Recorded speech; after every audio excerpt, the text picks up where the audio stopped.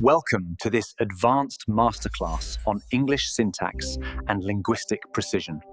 Today, we will dismantle the fluency plateau and master complex grammar logic. We bridge the gap between basic rules and professional, native-like application. Warning: omit prepositions when using words like this, last, or next. At night is our idiomatic exception for general nocturnal states. We use the term in the night only to describe this specific singular event. For specific days and dates, on is your absolute mandatory marker.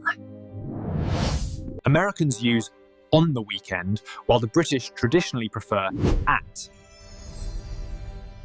At the end marks a specific terminal point on a timeline. In the end means ultimately. It describes the final result of a process. By marks a strict deadline. The action must be finished then. Until describes the duration of a state up to a certain point. Move across a two-dimensional surface, from one side to the other. Move through a three-dimensional volume where you are fully surrounded. Beside is location. Besides means moreover or in addition to.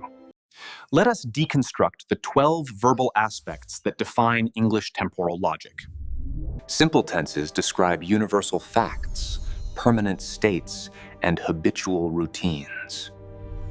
Continuous aspects emphasize the unfolding process of an action over time. Present perfect connects past actions to their current, relevant consequences.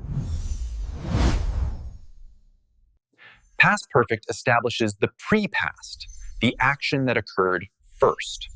Advanced speakers use inversion for emphasis. Had I known the truth. The subjunctive mood uses the base verb to express requirements or suggestions. Perfect participle clauses streamline your sentences for professional academic writing. Let's test you. Is it in Monday or on Monday? Correct? On.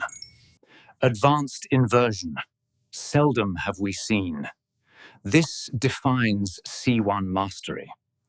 Precision in grammar reflects precision in thought. Mastery takes deliberate practice. Apply one advanced structure today.